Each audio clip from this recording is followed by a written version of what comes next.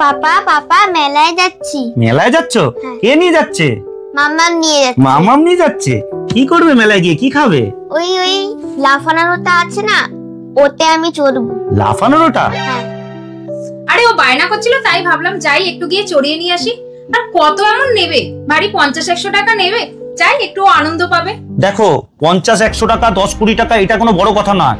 যে লাফানোর ওটা ও চড়তে যাচ্ছে, প্রথম কথা ও মেলায় বেশি যায় না, ঠিক আছে, মাঝে মধ্যে যায়।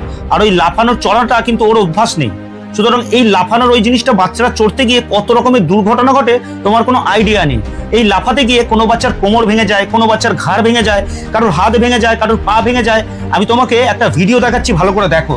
এইদিকে দেখো, হ্যাঁ দেখো, এইদিকে দেখো, যে লাফাতে গিয়ে কত বাচ্চা, এই দেখো কিরকম ভাবে কোমরটা ভাঙলো, এই দেখো কিরকম ভাবে চোট লাগলো, এই দেখো একজনের পা ভেঙে গেছে, এই দেখো একজনের হাত ভেঙে গেছে, দেখতে পাচ্ছ? কারণ এদের অভ্যাস নেই। আমরা তো বাইরে থেকে বসে বসে বাচ্চাদের শুধু তামাশা দেখবো, কিন্তু একটা বাচ্চার দুর্ঘটনা ঘটতে 2 সেকেন্ডও টাইম লাগে না।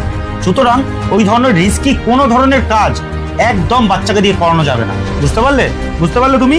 ওইসব খেলা না খেলে তুমি অন্য কিছু চড়ো, ঠিক আছে? আমি মাম্মামকে বলে দিচ্ছি, তোমার যেটা মন চায় অন্য কিছু হালকা কিছু চড়বে, ঠিক আছে? কিছু খাবে, যদি মনে হয় তুমি কিছু কিনে আনবে তাও কিনে এনো, কিন্তু ওইসব লাফালাফি পট করে কিন্তু গিয়ে করো না। হঠাৎ করে কিছু হয়ে গেলে কি হবে বলো তো?